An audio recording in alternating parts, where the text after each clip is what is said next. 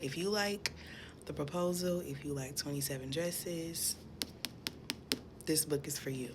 Yeah, this book is for you. Abby makes the rom-coms that I grew up watching. She writes the rom-coms I grew up watching, I promise.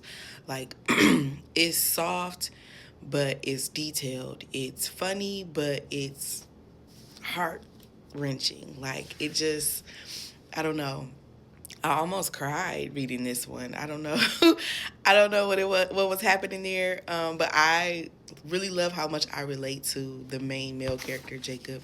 He has anxiety, and it's to the point where he needs to know everything before he goes. Like, he'll, like, if he's going to a restaurant, say tomorrow night, he'll go today so that he knows where everything is in the restaurant.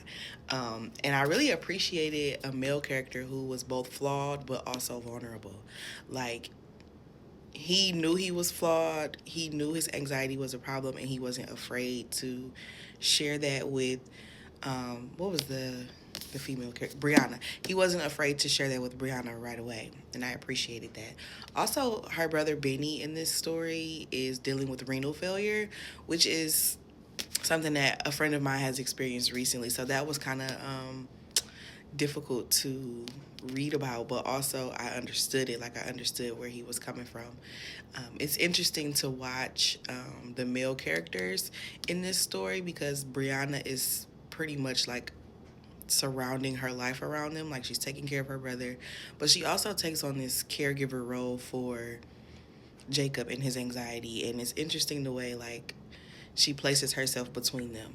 Jacob ends up being the organ donor for Benny in the story, and it just turns into this, like, we're pretending but we're not. Like, it's like this back and forth between what their relationship could be, but it kind of already is that as you read it. And it's just like, it's like perfect. It was like chef's kiss, how intimate they got, how close they got without even trying. And then the letters they wrote back and forth to each other was just the cutest thing ever. And that's kind of where the yours truly comes into play. So if you're looking for a cute, sweet rom-com to, like, bury yourself in for the rest of winter because it's still freezing cold everywhere, that's a good one to pull you out of, like, a reading slump. It definitely did that for me. The next book I'm going to read is Harlem Rhapsody. I have heard good things about it. I seen it on the shelf and I could not deny the cover. It's so beautiful. So I'll be back with a review on this. Probably I won't put a timestamp on it because it'd be hard to read books.